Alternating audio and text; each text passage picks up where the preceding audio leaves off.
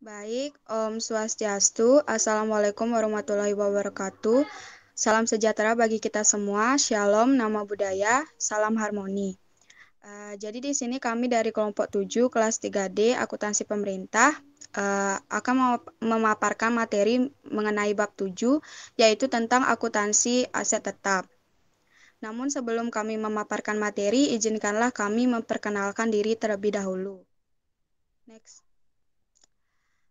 Di sini kita bertiga, yaitu yang pertama ada saya sendiri atas nama Kade Adi Pratiwi dengan NIM 20170511107. Kemudian yang kedua ada Kadek Mita Hardiana dengan NIM 20170511114. Dan yang ketiga ada Nela Widiawati dengan NIM 21104100570. Baik, kita mulai saja pemaparan materi yang pertama yang akan dibawakan oleh rekan Nela. Untuk rekan Nela, dipersilakan. Baik, terima kasih. Yang pertama, saya akan menjelaskan tentang klasifikasi. Aset tetap di lingkungan akuntansi pemerintahan di Indonesia didefinisikan sebagai aset berwujud yang memiliki masa manfaat lebih dari 12 bulan untuk digunakan dalam kegiatan pemerintahan atau dimanfaatkan oleh masyarakat umum. Dan yang termasuk dalam aset tetap diantaranya yaitu yang pertama, aset tetap yang dimiliki oleh entitas pelaporan umum namun dimanfaatkan oleh entitas lain, misalnya universitas. Yang kedua, hak atas tanah. Selanjutnya, dan berdasarkan PP 24 tahun 2005, aset tetap diklasifikasikan berdasarkan kesamaan dalam sifat atau fungsinya dalam aktivitas operasional entitas akuntansi. Klasifikasi aset tetap tersebut adalah tanah, peralatan dan mesin, gedung dan bangunan, jalan, irigasi, dan jaringan, aset tetap lainnya, dan konstruksi dalam pengerjaan. Aset tetap tidak sedang digunakan untuk keperluan operasional pemerintah, tidak memenuhi definisi aset tetap, dan harus disajikan di pos aset lainnya sesuai dengan nilai tercatatnya. Selanjutnya, yang kedua yaitu pengakuan dan pengukuran aset tetap. Akuntansi pemerintahan di Indonesia yang menggunakan basis cash toward accrual, yaitu pengakuan aset tetap dilakukan apabila aset tersebut merupakan aset berwujud dan memenuhi kriteria. Pertama, memiliki manfaat di atas 2 bulan. Kedua, biaya perolehan aset dapat diukur dengan andal. Ketiga, tidak dimaksudkan untuk dijual dalam operasi normal entitas. Dan yang keempat, diperoleh atau dibangun dengan maksud untuk digunakan. Selanjutnya, perolehan aset tetap melalui pembelian atau pembangunan pada umumnya didahului dengan pengakuan belanja modal yang akan mengurangi kas umum negara atau daerah. Jurnal pengakuan belanja modal yaitu belanja modal tanah di debit dan di kas daerah di kredit.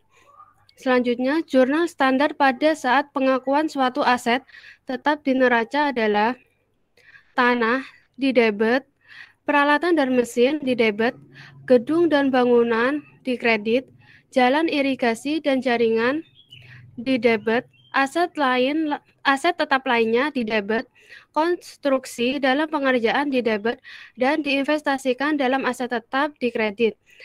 Jurnal ini merupakan jurnal korelasi atau ikutan pada saat mengakui belanja modal untuk mengakui penambahan aset tetap yang bersangkutan. Selanjutnya,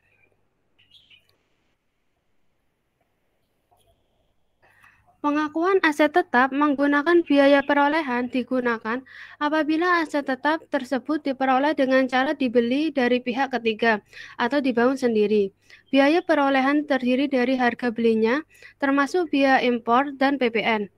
Masukan yang tidak dapat direstitusikan dan setiap biaya dapat diatribusikan ke aset tersebut untuk membuat aset dalam kondisi siap digunakan. Contoh biaya yang dapat diatribusikan adalah biaya persiapan tempat, biaya pengiriman awal, biaya pemasangan, dan biaya profesional seperti arsitek atau insinyur. Pengakuan aset tetap menggunakan nilai wajar saat perolehan digunakan, apabila informasi mengenai biaya perolehan tidak tersedia. Hal ini disebabkan aset tersebut tidak diperoleh dengan cara dibeli dari pihak ketiga ataupun dibangun sendiri. Contoh dari penggunaan nilai wajar adalah apabila aset tersebut merupakan aset donasi, aset pertukaran, aset rampasan, dan lain-lain. Selanjutnya, yang ketiga yaitu komponen biaya aset tetap. Berikut adalah rincian mengenai biaya perolehan untuk kategori klasifikasi aset tetap.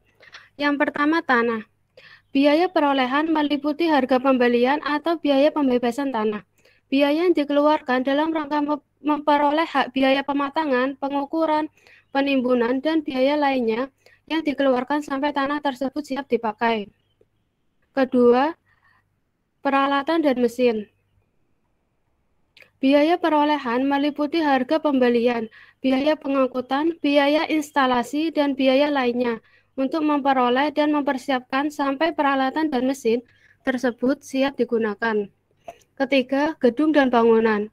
Biaya perolehan meliputi biaya yang dikeluarkan untuk memperoleh gedung dan bangunan sampai siap pakai. Yang keempat, jalan, irigasi, dan jaringan. Biaya perolehan meliputi seluruh biaya yang dikeluarkan untuk memperoleh jalan, irigasi, dan jaringan sampai siap dipakai. Biaya ini meliputi biaya perolehan dan biaya konstruksi dan biaya lain-lain yang dikeluarkan sampai jalan, irigasi, dan jaringan siap digunakan. Yang kelima, aset tetap lainnya. Biaya perolehan meliputi biaya yang dikeluarkan untuk memperoleh aset tetap tersebut sampai siap pakai. Dan yang keenam, konstruksi dan dalam pengerjaan. Biaya perolehan meliputi biaya pembayaran per termin atau pengeluaran dana sesuai dengan kemajuan pembangunan setelah konstruksi tersebut selesai. Selanjutnya akan dijelaskan oleh teman saya yaitu Pratiwi.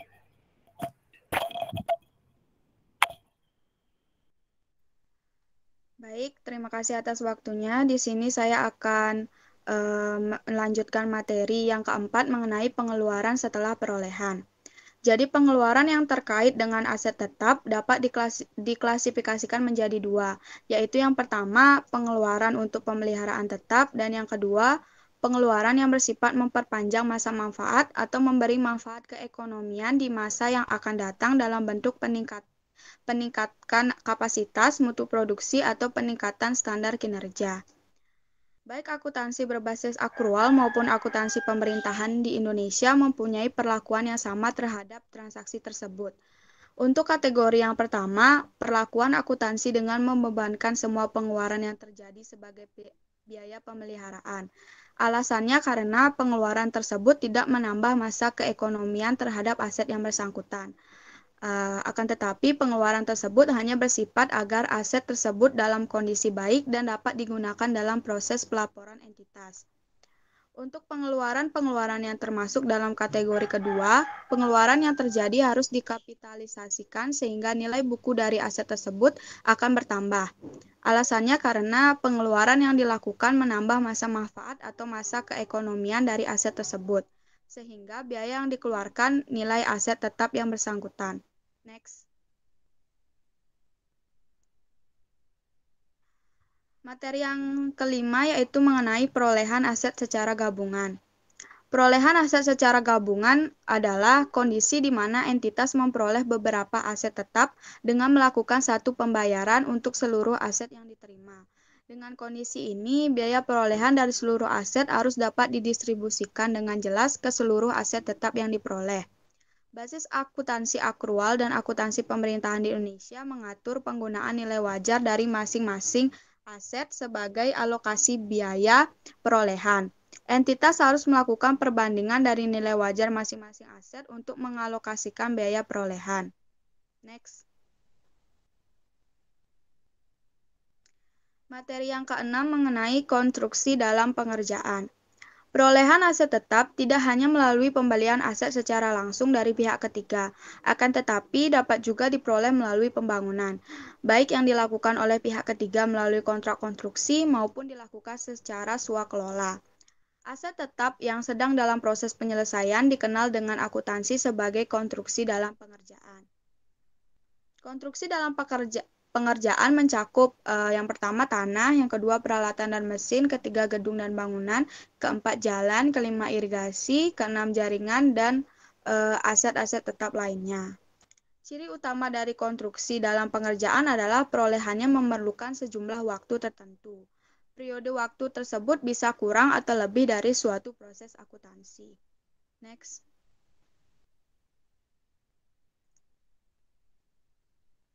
Selanjutnya, konstruksi dalam pengerjaan dapat diakui apabila yang pertama, besar kemungkinan bahwa manfaat ekonomi masa mendatang berkaitan dengan aset tersebut akan diperoleh.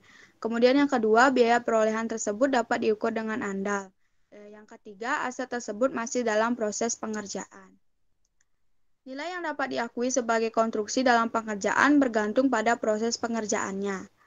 Nilai yang dapat diakui sebagai konstruksi dalam pengerjaan apabila dikerjakan dengan swakelola oleh unit pemerintah, biaya yang boleh diakui meliputi yang pertama, biaya yang secara langsung berhubungan dengan pengerjaan konstruksi dalam pengerjaan tersebut.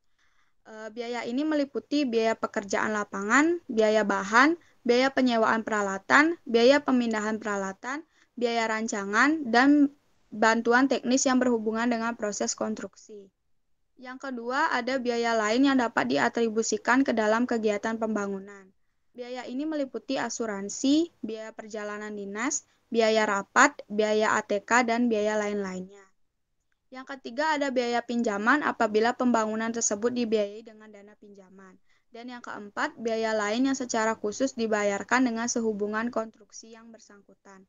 Next. Selanjutnya, nilai yang dapat diakui sebagai konstruksi dalam pengerjaan apabila dikerjakan oleh pihak ketiga adalah yang pertama, termin yang telah dibayarkan kepada kontraktor terkait dengan tingkat penyelesaian pekerjaan. Kedua, kewajiban yang masih harus dibayarkan kepada kontraktor terkait pekerjaan yang sudah diterima namun belum dilakukan pembayaran pada tanggal pelaporan. Yang ketiga, pembayaran klaim kepada kontraktor atau pihak ketiga terkait pelaksanaan kontrak konstruksi. Dan yang terakhir, ada biaya pinjaman apabila pembangunan tersebut dibiayai dengan dana pinjaman. Next. Nah, pada saat pembangunan konstruksi tersebut selesai dan siap untuk digunakan sesuai dengan tujuan perolehannya, nilai yang dicatat dalam konstruksi harus dipindahkan ke aset tetap yang bersangkutan. Pengungkapan dalam catatan atas laporan keuangan mengenai informasi konstruksi dalam pengerjaan, yaitu meliputi yang pertama, rincian kontrak konstruksi dalam pengerjaan berikut tingkat penyelesaian dan jangka waktu penyelesaiannya. Yang kedua, nilai kontrak konstruksi dan sumber pembiayaannya. Yang ketiga, jumlah biaya yang telah dikeluarkan. Keempat, uang muka kerja yang diberikan. Dan yang kelima, retensi. Sekian dari pemaparan materi yang saya sampaikan. Materi selanjutnya akan disampaikan oleh rekan Mita. Untuk rekan Mita, dipersilakan. Baik, terima kasih atas waktunya. Jadi di sini saya akan melanjutkan materi yang ketujuh, yaitu mengenai penyusutan aset tetap. Berdasarkan PP 24 tahun 2005, diatur bahwa aset tetap disajikan berdasarkan biaya perolehan dikurangi akumulasi penyusutan. Apabila terjadi kondisi yang memungkinkan penilaian kembali, aset tetap disajikan dengan penyesuaian pada akun aset tetap dan diinvestasikan pada aset tetap. Metode yang digunakan berdasarkan PP 24 tahun 2005 adalah yang pertama, metode garis lurus atau straight line method. Yang kedua, metode saldo menurun ganda atau double declining balance method. Yang ketiga yaitu metode unit produksi atau unit of production method. Nah, jurnal standar untuk penyusutan adalah sebagai berikut. Diinvestasikan dalam aset tetap berada di akun debit. Akumulasi penyusutan berada di akun kredit.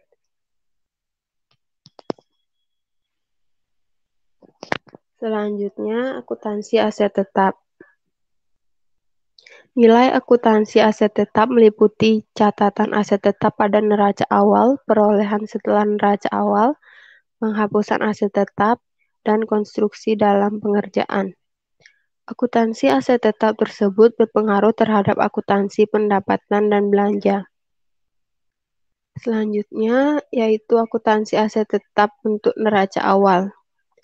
Akuntansi aset tetap untuk penyusunan neraca awal dilakukan dengan inventarisasi aset yang dimiliki atau dikuasai sampai dengan penyusunan neraca awal.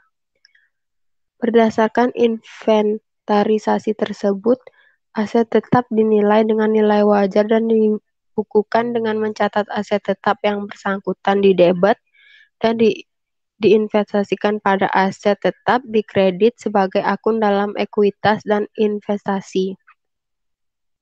Sebagai contoh, pemerintah telah menginvestasikan aset tetap berupa tanah dengan NJOP sebesar 400 miliar, peralatan dan mesin dengan nilai pasar 50 miliar, gedung dan bangunan dengan NJOP sebesar 150 miliar, dan jalan irigasi jaringan dengan nilai wajar menurut taksiran teknis pekerjaan umum sebesar 250 miliar.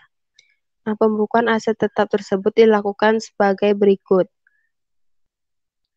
Tanah di debit sebesar 400 miliar, peralatan dan mesin di debit sebesar 50 miliar, gedung dan bangunan sebesar 150 miliar di debit, jalan irigasi dan jaringan sebesar 250 miliar di debit, dan diinvestasikan pada aset tetap sebesar 850 miliar di kredit.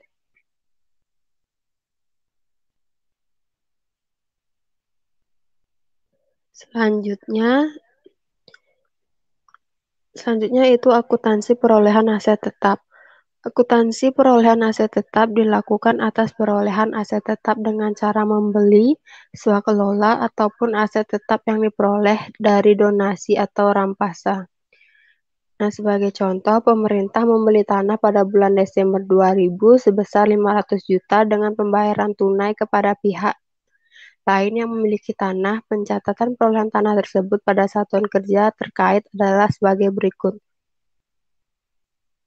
Belanja modal tanah sebesar 500 juta di debit, piutang dari kas umum negara sebesar 500 juta di kredit, tanah sebesar 500 juta di debit, diinvestasikan pada aset tetap sebesar 500 juta di kredit.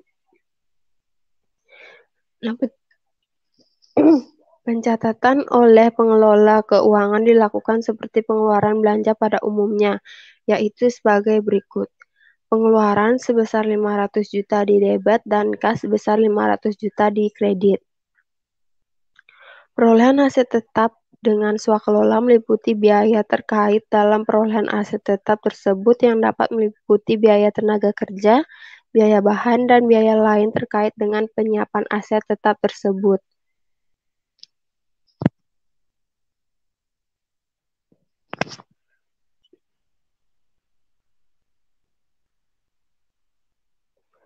Aset tetap yang berupa donasi atau rampasan dicatat dengan nilai wajar pada saat perolehan aset tetap tersebut. Pencatatan aset tetap dari donasi atau rampasan dilakukan bersamaan dengan perolehan pendapatan hibah atau pendapatan lainnya yang sekaligus dicatat sebagai belanja. Contoh, pemerintah menerima hibah berupa kendaraan X bantuan bencana alam dengan nilai wajar sebesar 50 miliar. Akuntansi aset tetap tersebut bersamaan dengan pendapatan hibah dan belanja sebagai berikut. Utang kepada kas umum negara sebesar 500 juta di debit, pendapatan hibah sebesar 500 juta di kredit, belanja modal peralatan dan mesin sebesar 500 juta di debit, piutang dari kas umum negara sebesar 500 juta di kredit, peralatan dan mesin sebesar 500 juta di debit, diinvestasikan pada aset tetap sebesar 500 juta di kredit. Pencatatan di atas menggambarkan seolah-olah pemerintah menerima pendapatan hibah tunai kemudian mengeluarkan untuk perolehan aset tetap. Hal ini terkait dengan pengakuan pendapatan dan pengeluaran kas pada kas umum negara atau daerah. Dengan demikian, pencatatan tersebut juga dilakukan pada pengelola perbendaharaan sebagai berikut. Kas di kas umum negara sebesar 500 juta di debit, penerimaan hibah sebesar 500 juta di kredit, pengeluaran modal peralatan dan mesin sebesar 500 juta di debit, kas di kas umum negara sebesar 500 juta di kredit.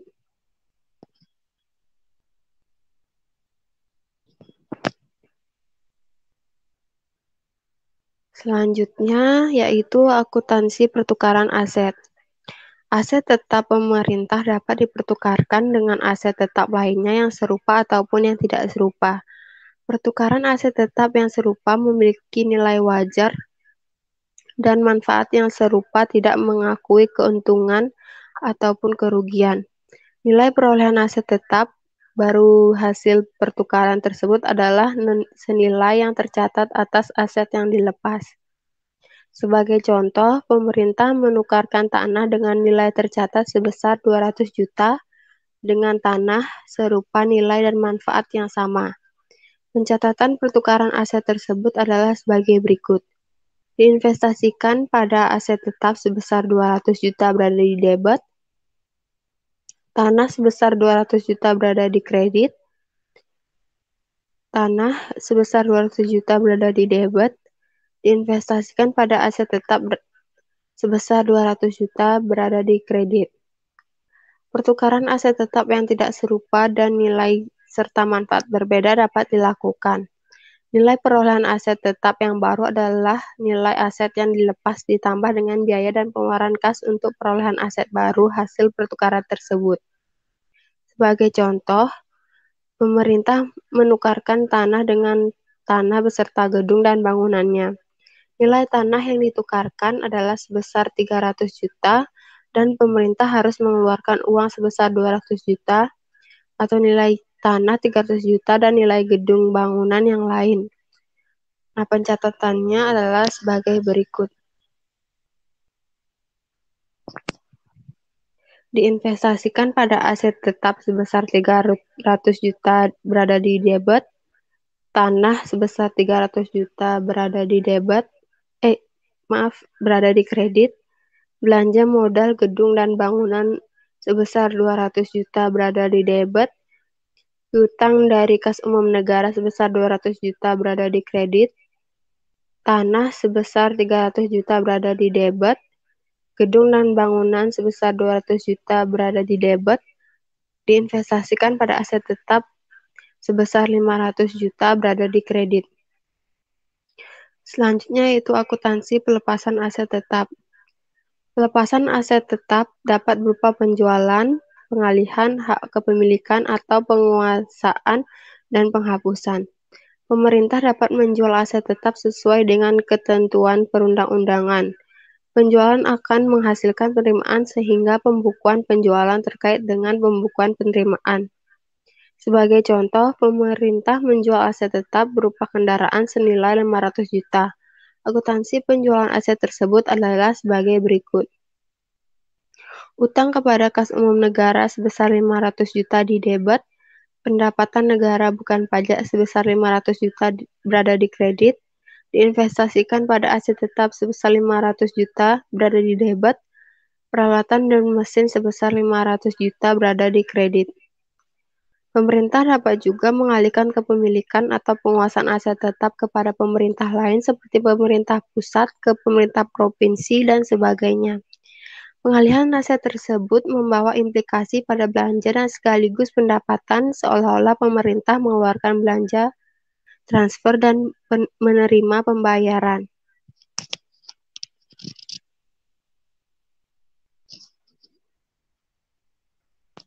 Nah, sebagai contoh, pemerintah mengalihkan aset tetap berupa tanah, gedung, dan bangunan senilai 5 miliar dengan rincian tanah 2 miliar dan gedung bangunan 3 miliar dengan pencatatan sebagai berikut. transfer ke pemerintah lain sebesar 5 miliar di debit, piutang dari kas umum negara sebesar 5 miliar di kredit, utang dari kas umum negara sebesar 5 miliar di debit, transfer ke pemerintah lain sebesar 5 miliar di kredit, diinvestasikan pada aset tetap sebesar 5 miliar di debit, tanah sebesar 2 miliar di kredit, gedung dan bangunan sebesar 3 miliar di kredit. Selanjutnya yaitu akuntansi penyusutan. Akuntansi penyusutan aset tetap dilakukan untuk memperoleh nilai buku atau book value suatu aset tetap. Akuntansi penyusutan dilakukan tidak untuk memenuhi prinsip matching cost against revenue seperti akuntansi penyusutan suatu perusahaan. Metode penyusutan dapat dilakukan dengan metode garis lurus, metode saldo menurun ganda, atau metode unit produksi. Metode ini sama dengan metode penyusutan aset tetap selain tanah pada suatu perusahaan. Nah, sebagai contoh, pemerintah menyusutkan kendaraan dengan cara garis lurus dengan nilai penyusutan 50 juta. Penyusutan tersebut dicatat sebagai berikut. Diinvestasikan pada aset tetap sebesar 50 juta di debit dan akumulasi penyusutan sebesar 50 juta di kredit. Selanjutnya, akuntansi konstruksi dalam pengerjaan. Akuntansi konstruksi dalam pengerjaan sama dengan akuntansi aset tetap pada umumnya. Pengakuan konstruksi dalam pengerjaan diatur dalam PSAP nomor 8 paragraf 13 sebagai berikut. Suatu benda berwujud harus diakui sebagai konstruksi dalam pengerjaan jika A. Besar kemungkinan bahwa manfaat ekonomi masa yang akan datang berkaitan dengan aset tersebut akan diperoleh. B. Biaya perolehan tersebut dapat diukur secara andal, dan C. Aset tersebut masih dalam proses pengerjaan. Nah, sebagai contoh, pemerintah membangun gedung kantor dengan pembayaran termin sampai dengan tanggal pelaporan adalah sebesar 400 juta dengan tingkat penyelesaian 70%. Jurnal untuk mencatat gedung yang masih dalam proses adalah sebagai berikut. Belanja modal gedung dan bangunan sebesar 200 juta berada di debit, piutang dari kas umum negara sebesar 500 juta berada di kredit, konstruksi dalam pengerjaan sebesar 400 juta berada di debit, diinvestasikan pada aset tetap sebesar 400 juta berada di kredit.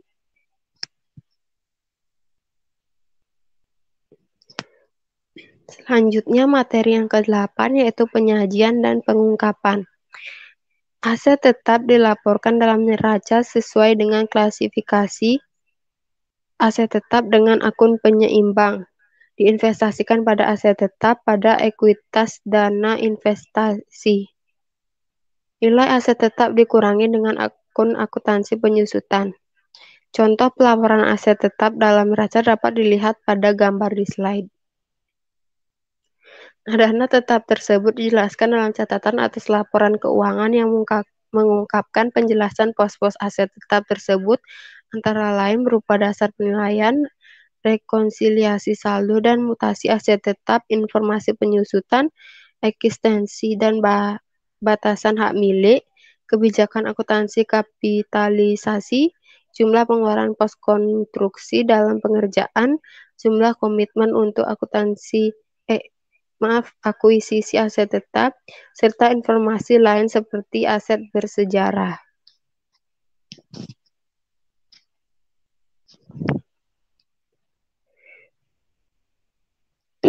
Aset tetap disajikan dalam kelompok aset tetap. Masing-masing tipe aset tetap dikelompokkan dan disajikan sesuai dengan jenisnya. Gambar pada slide adalah contoh ilustrasi penyajian aset tetap. Baik, sekian penjelasan materi dari saya. Waktu dan tempat saya kembalikan kepada moderator.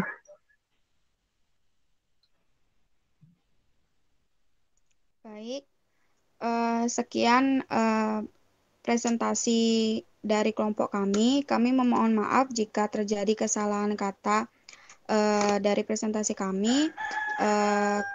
presentasi saya tutup dengan mengucapkan terima kasih dan Om Santi Santi Santi Om.